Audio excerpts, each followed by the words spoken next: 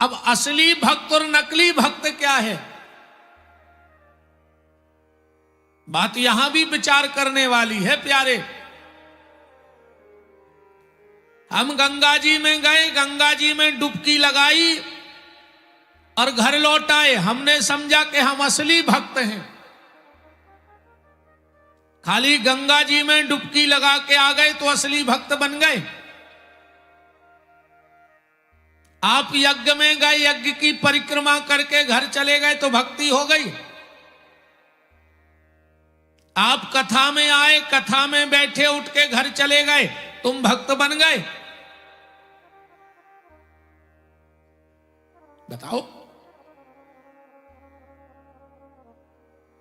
भक्त वो होता है हम जिसकी भक्ति करें, बहुत ध्यान से सुनना, माता पिता की भक्ति करें, गुरु की भक्ति करें, राम की भक्ति करें, कृष्ण की भक्ति करें, शिव की भक्ति करें,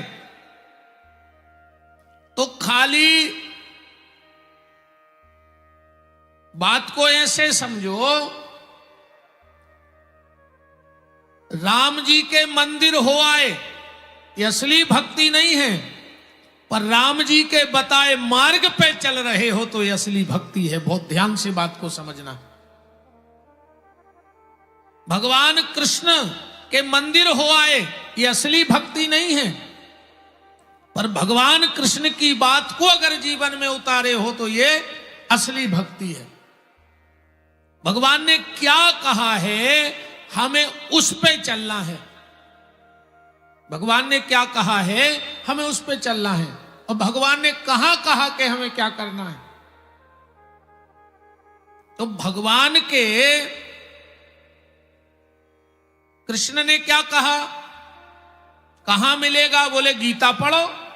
गीता में भगवान कृष्ण ने कहा है कि तुम्हें ये करना है और वही तुम जीवन में करके देखो। अपने आप तुम्हें लगेगा कि हाँ अब हमारी भक्ति असली हो गई है। तो हम रामायण को खूब मानते हैं, भागवत जी को खूब मानते हैं, गुरु जी को खूब मानते हैं, गीता जी को खूब मानते हैं, पर रामायण की एक नहीं माने, गुरु जी की एक नहीं माने, भागवत की एक नहीं माने। भागवत को खूब मानत, माला पहरा रहे, पैसा चढ़ा रहे, टीका लगा रहे, पर ये में लिखो का है अपन हो जा बिल्कुल नहीं मानने। अकेली भागवत धल्ले मूड पे पूरे गांव में फैलने से होगा, बैकुंठ होता चले जाओ का विमान उतरिया। इसमें क्या लिखा है उस पे चलो, पर हम लोग मूल बात को छोड़ के अंधविश्वास की तरफ ज्यादा जा रहे हैं। मूल बात को छोड़ के अंधविश्वासी ज्यादा हो गए। हमने राम का भजन छोड़ दिया, कृष्ण का भजन छोड़ दिया और टोटका टोनों में लग गए। लग गए कि नहीं लग गए? हमारे एक यजमान के घर का उद्घाटन हुआ तो वो हमें ले गए। अच्छा मकान बनाया था, पैसा वाला यजमान है। तो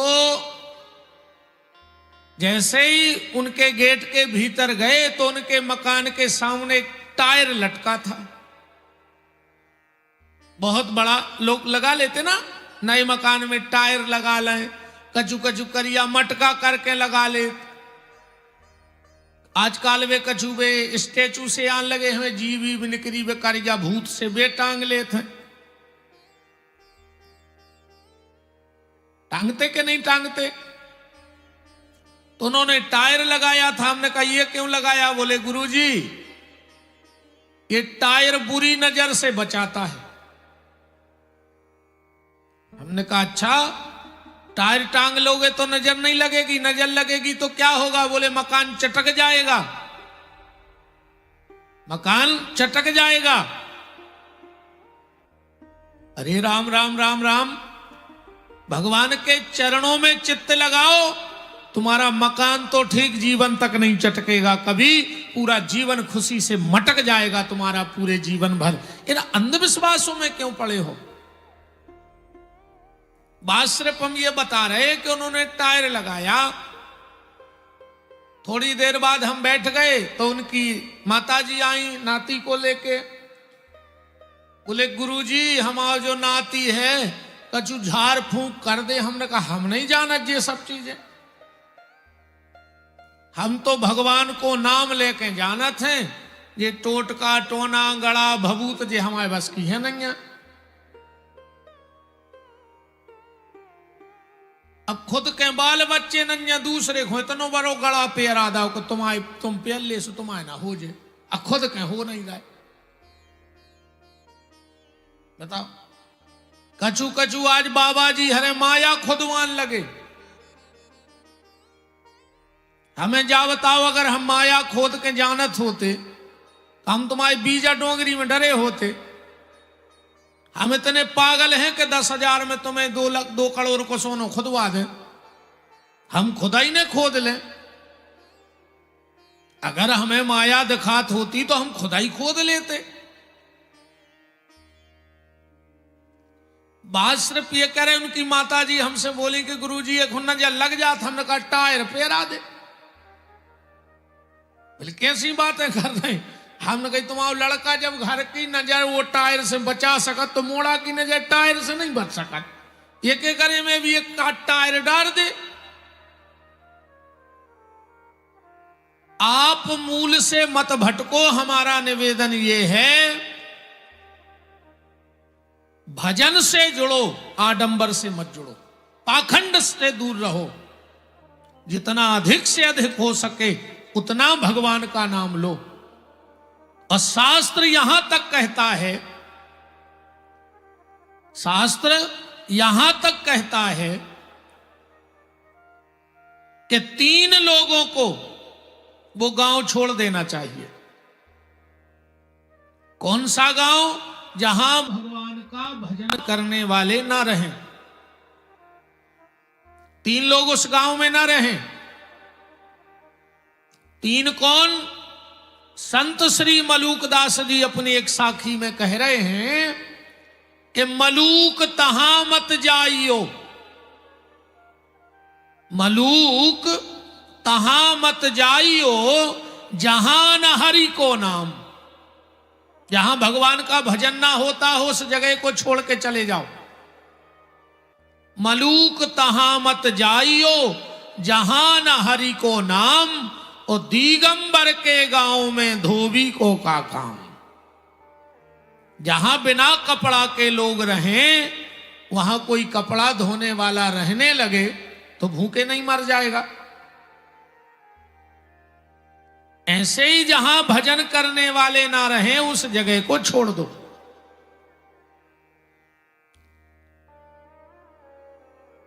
कौन कौन 3 लोग? सबसे पहले साधु जिसने सन्यास का संकल्प ले लिया है, जो विरक्ति का संकल्प ले चुका हो उसको वहां नहीं रहना चाहिए जहां भजन करने वाले न रहें।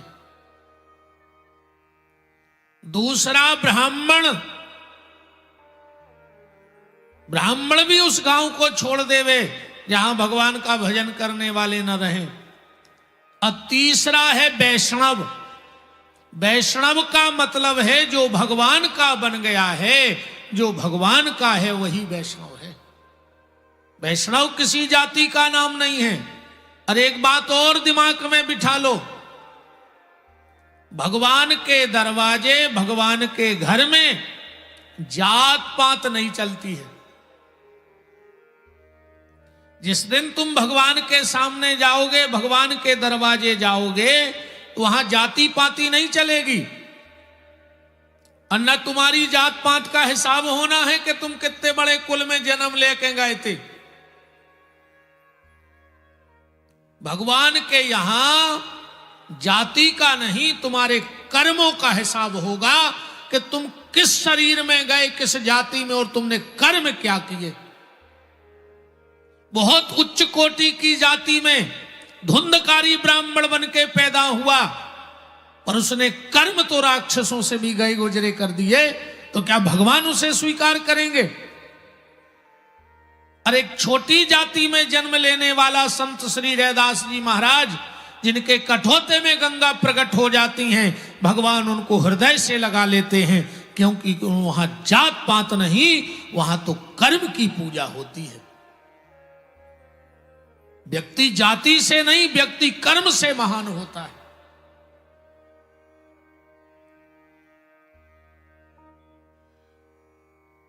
तो वैष्णव वो है जो भगवान का है। तो ये तीन लोग उस जगह को छोड़ करके चले जाएं जहां भगवान का भजन करने वाले ना रहें। और ये मनुस्तन मिला है प्यारे, तो भगवान का नाम ले डालो चकाचक, बस ये निवेदन है। खूब नाम जप करो। ये जहबा मिली इसीलिए है, ये कान इसलिए मिले हैं कि भगवान की कथा सुनो, ये आंखें इसलिए मिली हैं कि भगवान का दर्शन करो, ये पांव इसलिए मिले हैं कि दौड़ दौड़ के सत्संग में जाओ, ये सिर इसलिए मिला है कि माँ बाप, संत, सदगुरु, गौ के चरणों में इसको झुका लो।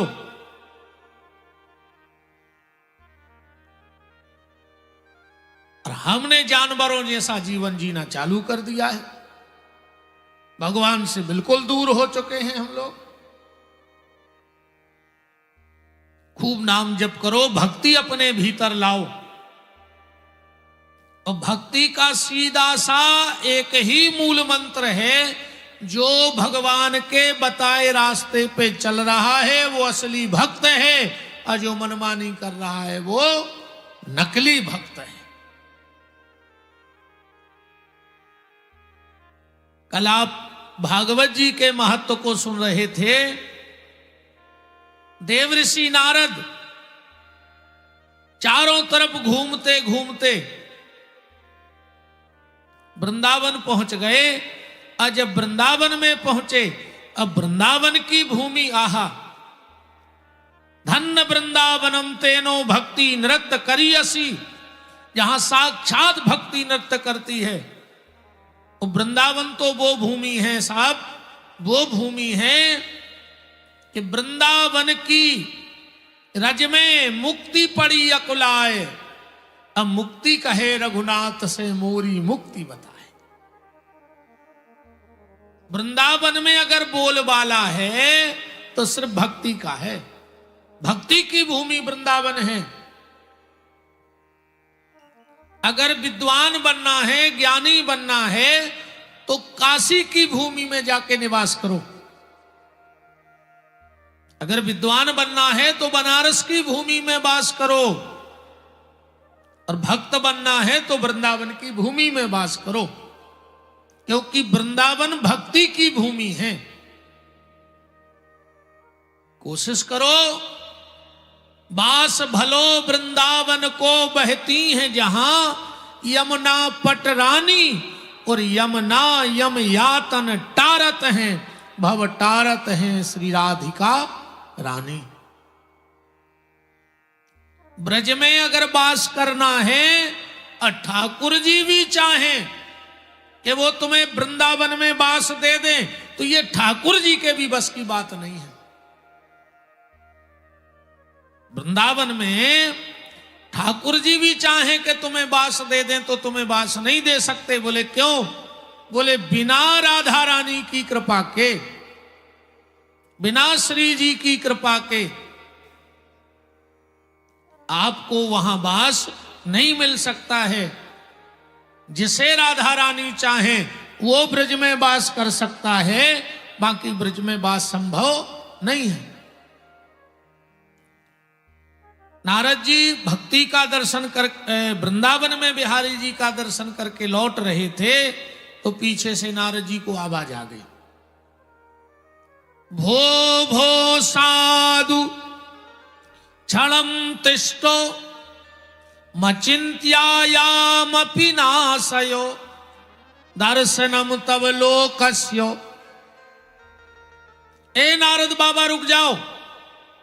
नारद जी ने पलट के देखा तो क्या देखा कि एक सुंदर सी युवती, जिसकी आयु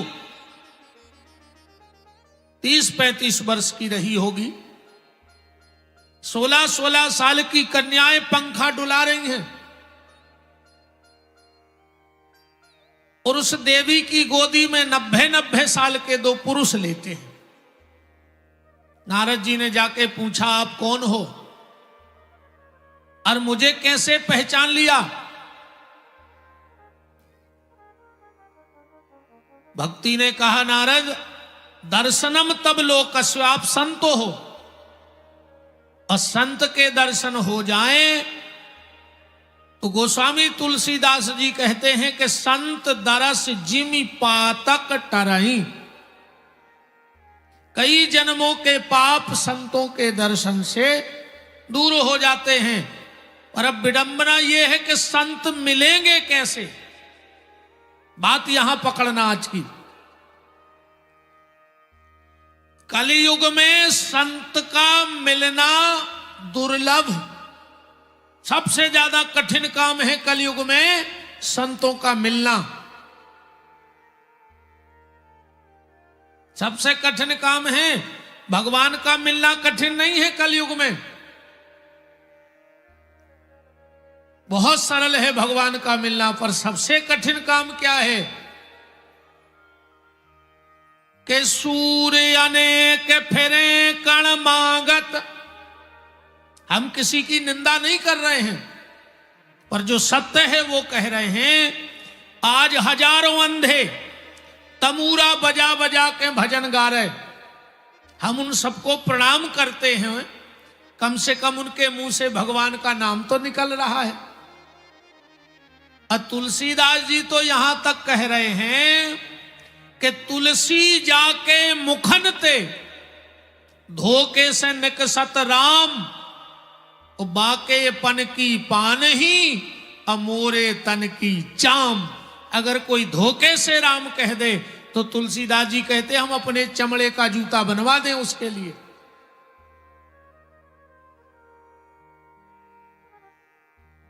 तो हम सबको प्रणाम करते, पर जो सत्य है वो आपसे कह रहे हैं कि सूर्य अनेक फिरे कण मांगत, पे पद सूर से सूर कहां।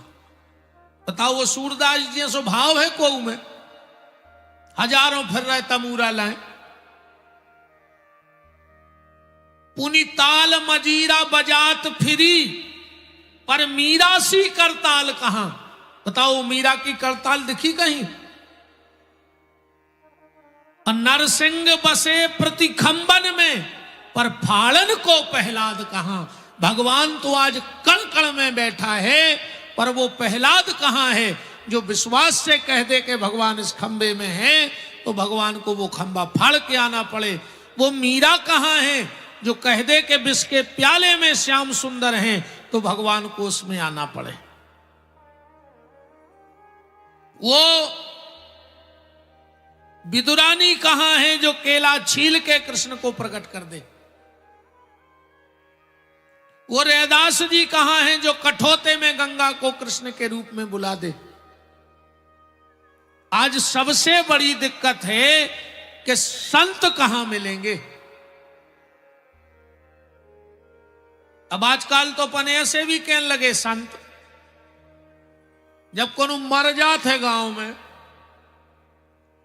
कहीं आज फलाने भज्जा शांत तो हो गए, तो पेल का डाकू हते का लुटेरे हते के मारे वे पे शांत भाई।